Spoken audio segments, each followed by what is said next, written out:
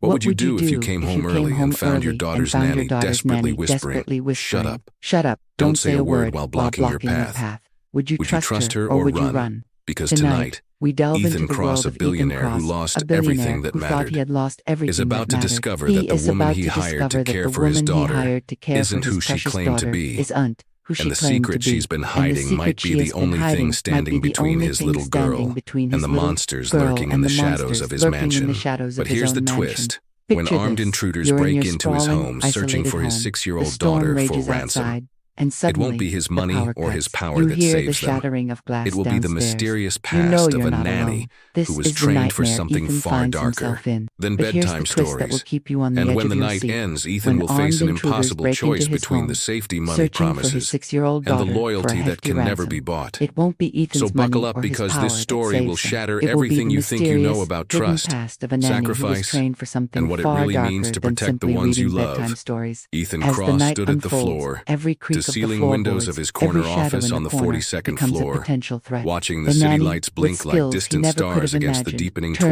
twilight, from a and gentle he felt caregiver nothing, into a formidable absolutely protector. nothing. She knows The their skyline tactics, that once filled him with anticipates their pride moves, now and seemed like a fights back with cold, the ferocity indifferent that leaves witness to his Ethan stunned. loneliness. He His realizes company, he's a Cross pawn in a Industries, much had just larger, closed a more deal worth dangerous game, $300 and million, his daughter is the prize. and his phone By the time the sun had been rises, buzzing the mansion nonstop will be with littered with the congratulations from consequences of board this members, violent home investors, invasion. and business And partners. Ethan will face But none an of it mattered, impossible choice, because a when he choice went home between the tonight, safety his there money would be no promises one waiting and the to fierce, celebrate with him. unshakable loyalty No one that except can Lily, never, his ever be bought. 6-year-old So, daughter, and buckle Grace, up, the nanny, because who this had story become will more like completely family shatter than an everything you employee. think you know about He loosened trust, his tie sacrifice, and sank and what into it the leather truly chair means to behind his protect the mahogany ones you desk, love. Who is this rubbing his nanny, temples and as what exhaustion secrets from her settled past deep have into come his back to bones. haunt them all? The It had been answers will 3 leave you years breathless. since the If you love a accident, good 3 thriller years since that messes Caroline, with his your wife, mind, had been you're in taken the from right him place. in a Don't forget senseless to hit that collision on like a button, rainy highway. subscribe, and She had ring been the driving bell home so you from a don't miss charity our event, next deep dive. one she had Thanks for organized watching. herself, when a drunk driver ran a red light and struck her.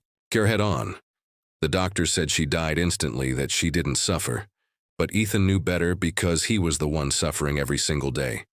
Since then, he was the one who woke up reaching for her side of the bed, only to find it cold and empty.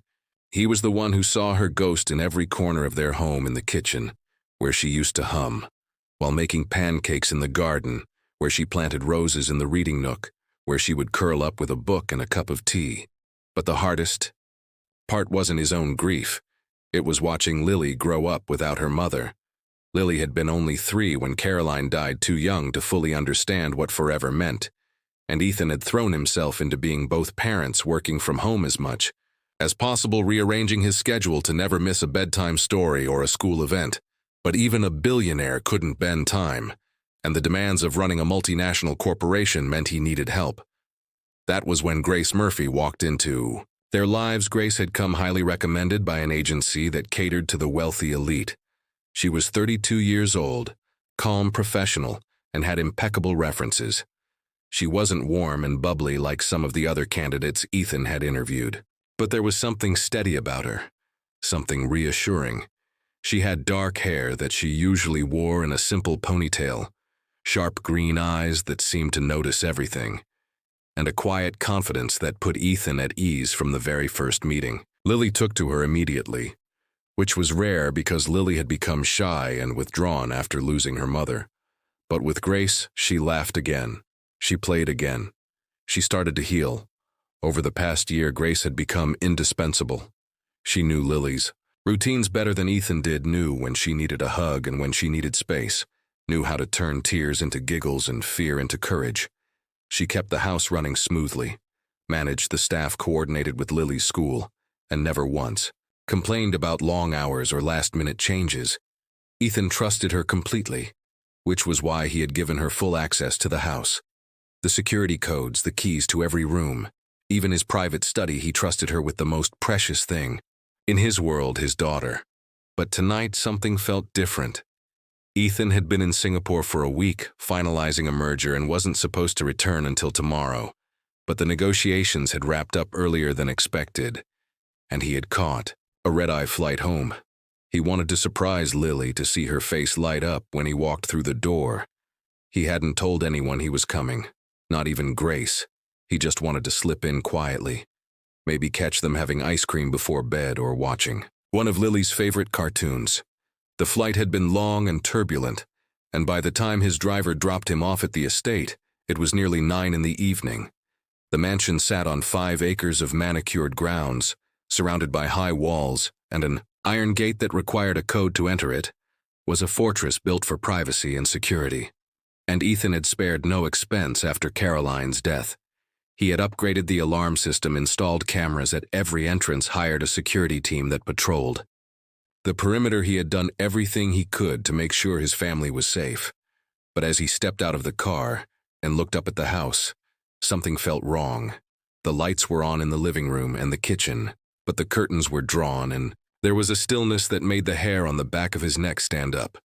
He thanked the driver and watched the car pull away before walking up the stone path to the front door. He punched in the security code and heard the faint beep as the lock disengaged. Then he pushed the door open and stepped inside. The foyer was dimly lit and silent. The chandelier above cast long shadows across the marble floor, and Ethan could hear the faint hum of the refrigerator in the kitchen. He set his briefcase down and loosened his tie, glancing toward the staircase that led to the second floor, where Lily's bedroom was.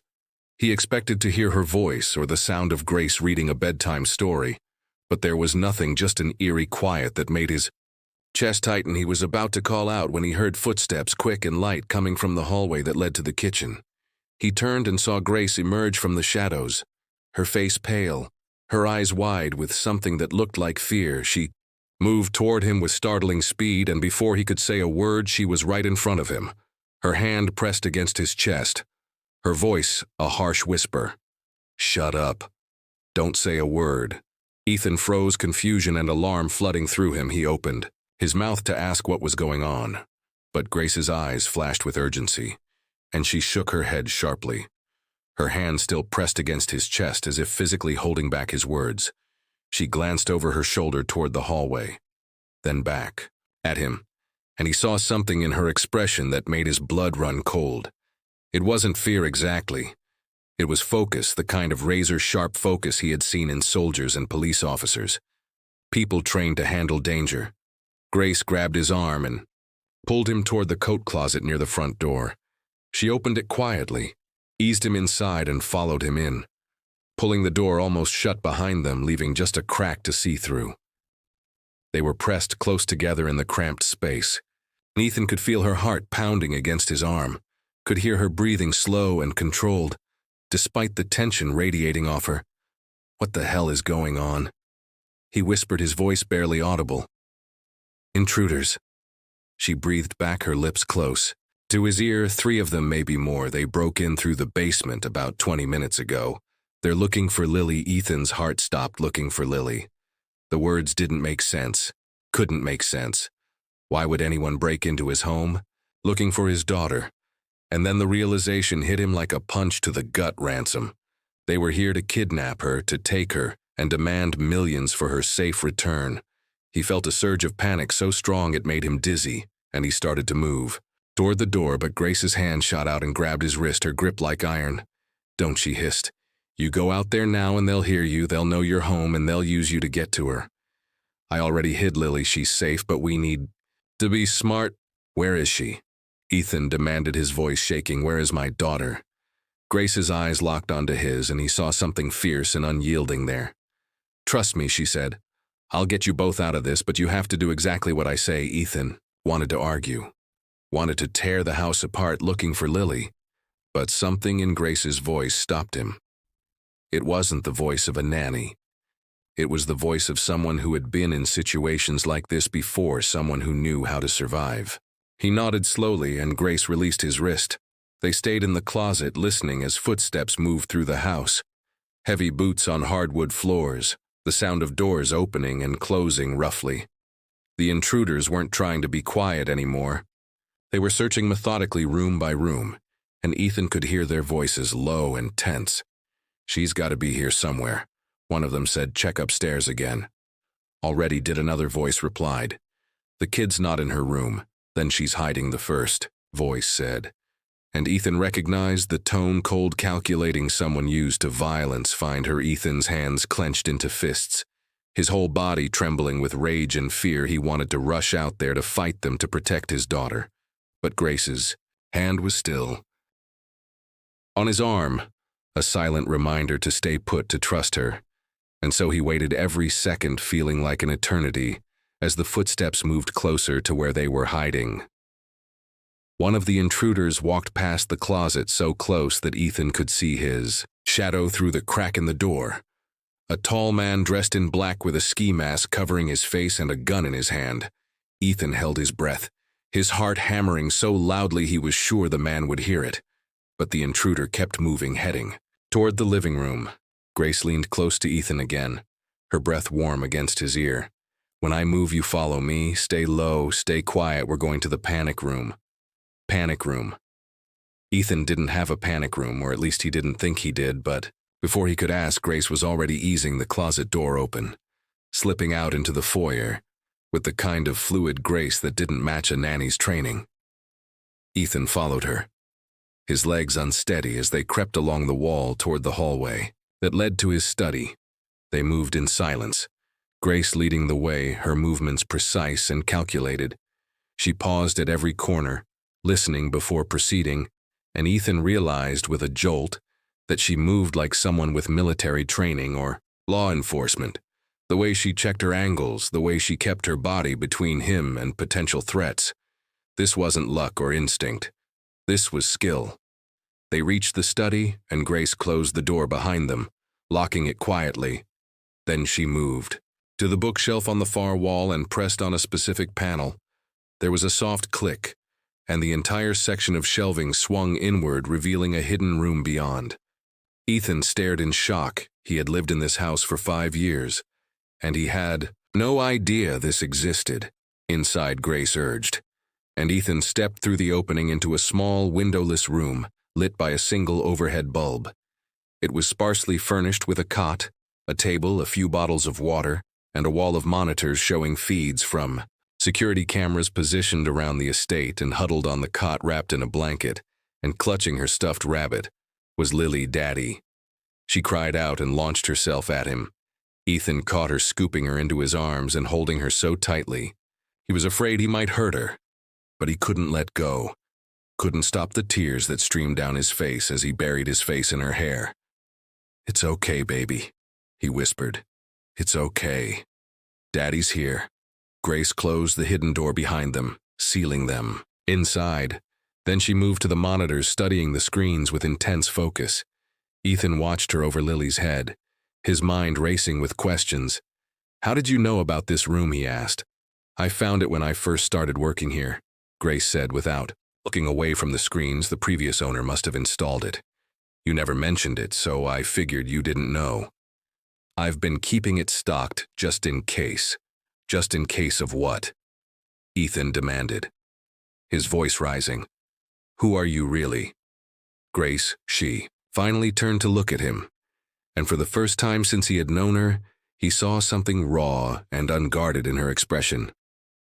"I used to work in private security," she said. "Close protection for high-value targets, politicians, diplomats, people who had enemies. I was good at my job, very good. But I got out because I was tired of living in a world where violence was always one step away. I wanted something normal, something quiet. So I became a nanny. I thought I could leave that life behind." "You didn't," Ethan said. Grace shook her head. "No, I didn't, because people like you and Lily, you're still targets, whether you realize it or not.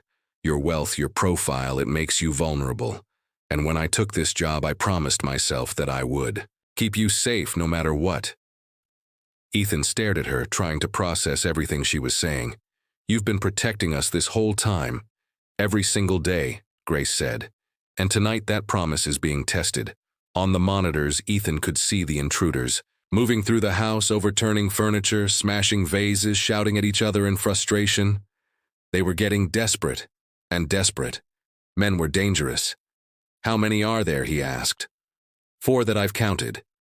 Grace said. "Maybe more outside. They came prepared. This wasn't a random break-in. They knew you were supposed to be out of the country. They knew Lily would be here with minimal security." "How could they know that?" Ethan asked, his stomach twisting. Grace didn't answer right away, her jaw tight as she watched the screens. Then she said someone on the inside talked someone who knew your schedule, your security protocols. This was planned. Ethan felt a chill run down his spine. Who would do that? I don't know, Grace said. But right now it doesn't matter. What matters is getting you and Lily out of here alive. How Ethan asked, we're trapped in here. Grace turned to him and he saw the determination in her eyes. We're not trapped. We're fortified. There's a tunnel that leads from this room to the garage. I can get you and Lily to a car and off the property before they even realize you're gone. And what about you? Ethan asked. I'll stay behind and slow them down. Grace said. No, Ethan said immediately. Absolutely not. I'm not leaving you here. To face them alone, you don't have a choice, Grace said, her voice firm. Your priority is Lily. Mine is making sure she gets out safely. Ethan wanted to argue, but he knew she was right. Lily's safety came first. Everything else was secondary. He looked down at his daughter who was clinging to him, her face buried in his shoulder, and he made a decision. Okay, he said, we'll go, but you're coming with us. I don't care how we do it, but we're all getting out of here together.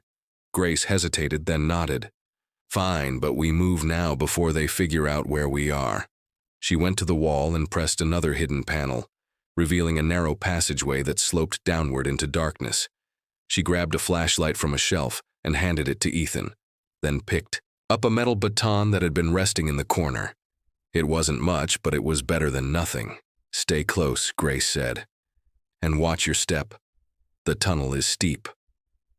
They entered the passageway single file with Grace leading the way, Ethan carrying Lily, and the darkness closing in around them.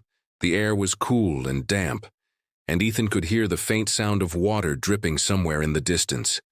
The tunnel seemed to go on forever, twisting and turning until Ethan lost all sense of direction. But finally they emerged into the garage, a large space filled with Ethan's collection of cars. Grace moved quickly to a black SUV parked near the exit and opened the driver's side door. Get in, she said. Ethan climbed into the back seat with Lily still in his arms, and Grace slid behind the wheel. She started the engine and the garage door began to rise slowly, revealing the driveway beyond. But as the door lifted, Ethan saw something that made his heart sink. 2 men were standing outside, both armed, both looking directly at the garage. They found us, Grace said through gritted teeth. What do we do? Ethan asked. Panic rising in his chest, Grace's hands tightened on the wheel. Hold on, she said, and then she slammed her foot on the accelerator. The SUV shot forward, tires screaming as it barreled toward the men who dove out of the way. At the last second, Grace swerved onto the driveway and then onto the road. The estate gates looming ahead, they were closed, and Ethan knew there wasn't time to stop and open them. Grace didn't slow down. She aimed the SUV directly at the gates, and Ethan threw himself over Lily, shielding her as the vehicle smashed through the iron bars with a deafening crash, metal screeching, and glass shattering. The SUV burst through onto the street, and Grace kept driving, her foot pressed to the floor as they raced away from the estate. Behind them, Ethan could see headlights, 2 cars pulling out of the estate and giving chase. They're following us, he shouted. I know, Grace said, her eyes fixed on the road. Just hold on. She took a sharp turn onto a side street, the SUV's tires skidding as she navigated the narrow roads with precision. Ethan held Lily tightly, whispering reassurances, even as his own heart pounded with fear. The chase lasted for what felt like hours, but was probably only minutes. Grace weaving through traffic, running red lights, taking turns so fast that Ethan was sure they would flip. But she never lost control, and gradually the headlights behind them fell away until they were gone. Grace finally slowed down, pulling into a quiet residential neighborhood and parking behind a row of hedges. She killed the engine and sat there, her hands still gripping the wheel, her breathing heavy. Are they gone? Ethan asked. For now, Grace said, but we can't stay here. We need to get somewhere safe and call the police. Ethan pulled out his phone, but Grace reached back and stopped him.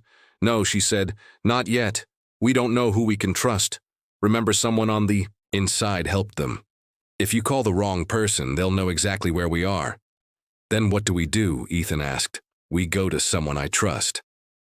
Grace said, someone outside your circle. Someone who won't ask questions. Who? Ethan demanded. Grace hesitated. Then, said, my old partner from my security days. He runs a safe house not far from here. He'll help us." Ethan looked at her. This woman who had been his daughter's nanny for a year, who had just saved their lives, who had risked everything to protect them, and he realized how little he actually knew about her. But right now, none of that mattered. "Okay," he said, "I trust you." Grace nodded and started the engine again, pulling back onto the road. They drove in silence for 20 minutes until they reached a nondescript building on the edge of the city. Grace parked in the alley behind it and led them to a back door. She knocked 3 times, paused, then knocked twice more. And after a moment, the door opened, revealing a man in his 50s with graying hair and a wary expression. "Grace," he said, his eyes widening. "I thought you were out." "I was," Grace said, "but I need your help." The man looked at Ethan and Lily, then back at Grace, and something passed between the man. "Understanding born of shared history, come in," he said quickly. They followed him inside, and the man locked the door behind them, bolting it securely. The interior was sparse but functional.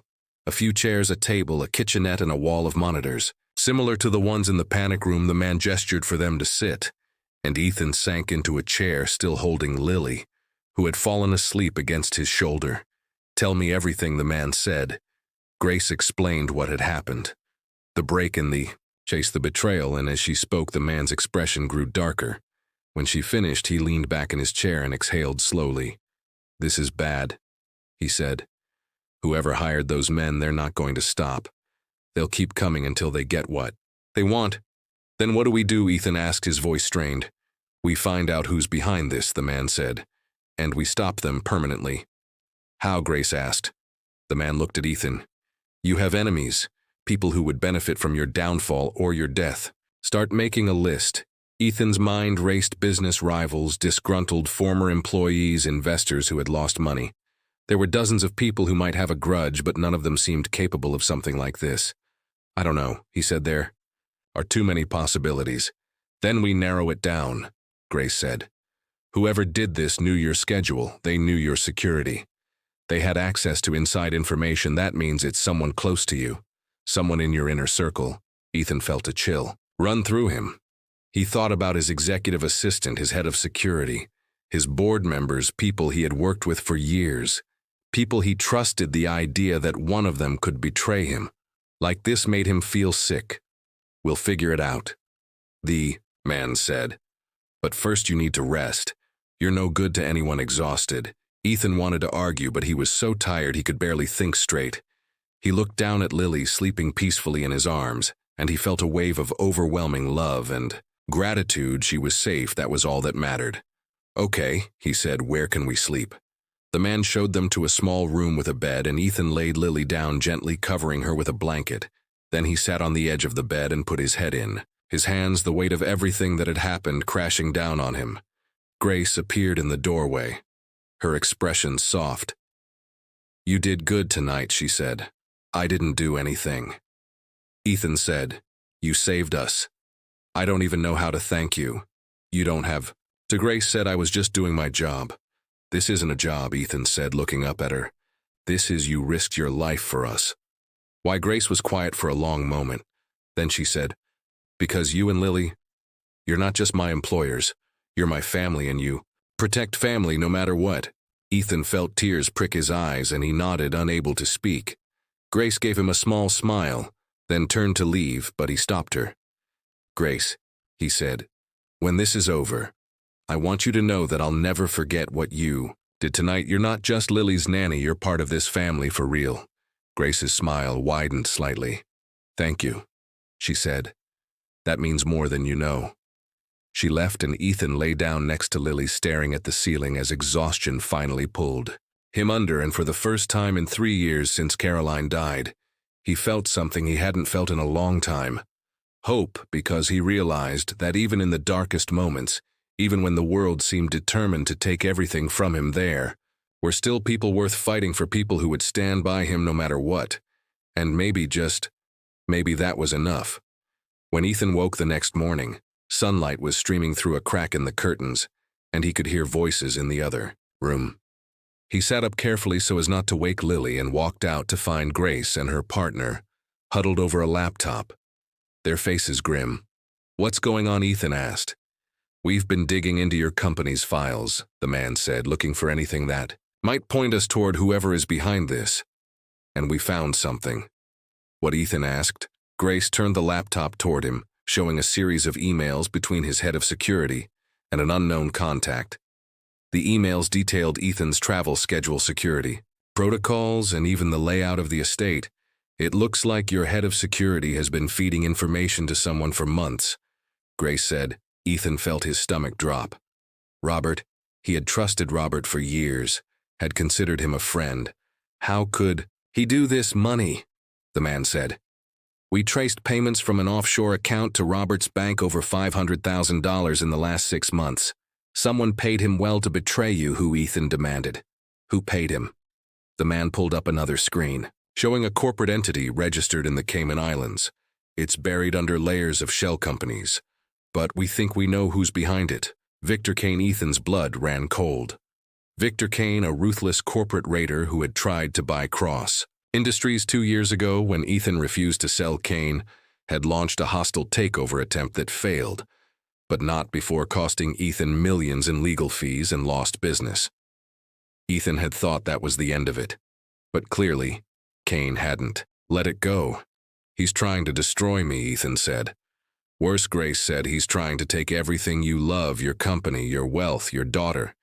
If he can't have what you built, he'll make sure you lose it all." Ethan felt a surge of anger so intense, it made his hands shake. "What do we do?" "We go to the police," the man said. "We give them everything we've found and we let them handle it." "No," Ethan said, his voice hard. "If we go to the police, Kane will just disappear behind his lawyers and shell companies. He'll get away with it. I won't let that happen." "Then what do you want to do?" Grace asked. Ethan looked at her, then at the man, and he made a decision. "I want to confront him. I want to look him in the eye and make him pay for what he's done." "That's dangerous." The man said, "I don't care. Ethan said he came after my daughter. He tried to take the only thing I have left. I'm not going to hide anymore." Grace studied him for a long moment, then nodded. "If you're doing this, I'm coming with you." "Me too," the man said. Ethan felt a surge of gratitude. "Thank you," he said, "both of you." They spent the rest of the day planning. Grace and her partner mapping out Kane's schedule, his security, his weaknesses, and by nightfall they had a plan. It was risky, but it was their best shot. They left Lily with someone Grace trusted, another former security operative who had a safe house outside the city. And then the three of them drove to Kane's estate, a sprawling mansion even larger than Ethan's, surrounded by high walls and guards. "It won't be easy," the man said. "Then we don't sneak in." Ethan said, "We walk right through the front door." Grace raised an eyebrow. "You have a plan?" Ethan pulled out his phone and dialed a number. After a few rings, a voice answered. "Kane speaking." "This is Ethan Cross," Ethan said. There was a pause, then Kane laughed. Well, I didn't expect to hear from you so soon. I trust you got my message." "Your message?" Ethan said, keeping his voice steady.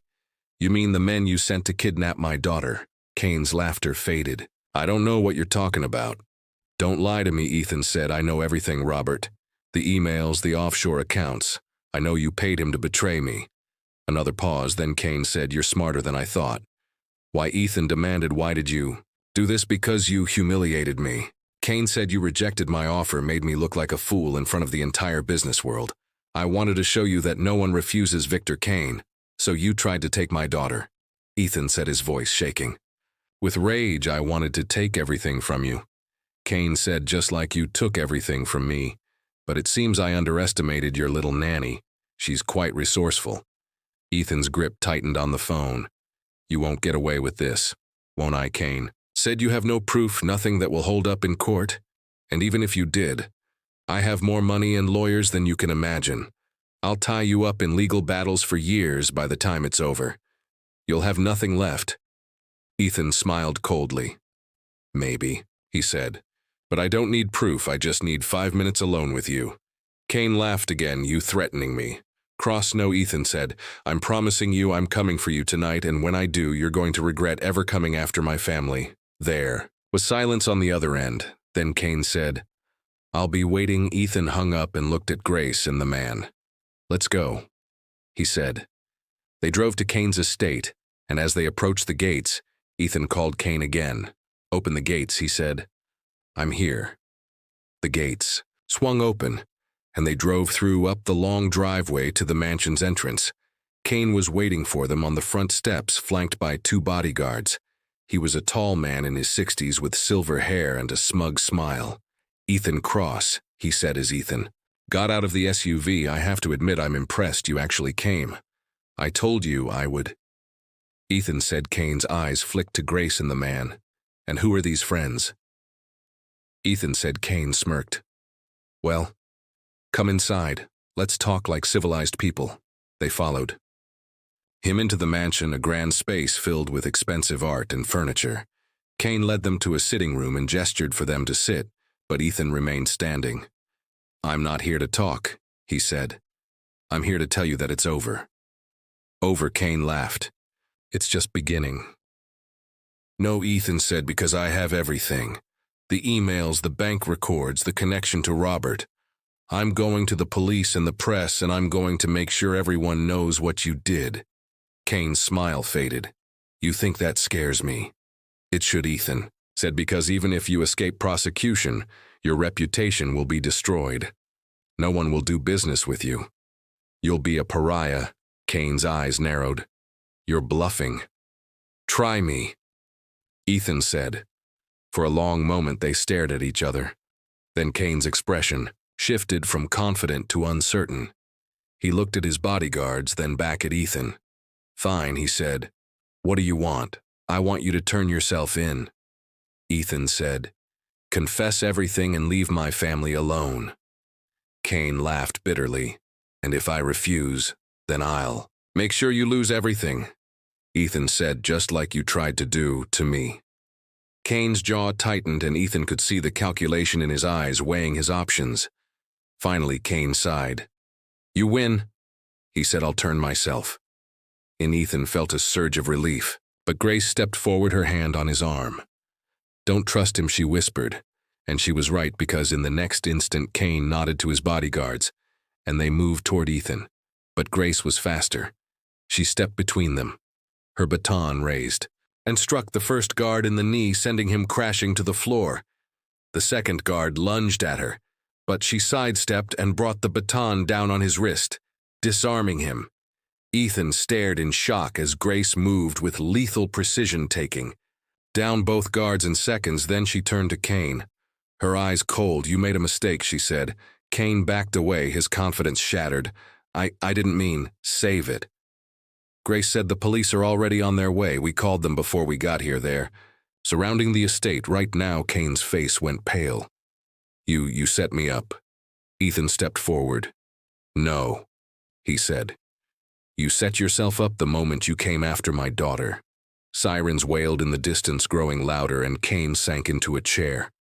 His head in his hands. It's over, he whispered. Yes, Ethan said, it is. The police arrived minutes later, and Kane was arrested along with Robert, who had been picked up earlier that night. Ethan gave his statement and handed over all the evidence they had gathered. And as the sun rose over the city, he finally felt like he could breathe again. Grace found him standing outside the mansion, watching the police cars drive away. You okay? She asked. Yeah, Ethan said. I think I am. He looked at her and smiled. Thank you, Grace, for everything. She smiled back. You're welcome. They drove back to the safe house where Lily was waiting, and when Ethan walked through the door, she ran into his arms. Daddy, she cried. I'm here, baby, Ethan said, holding her close.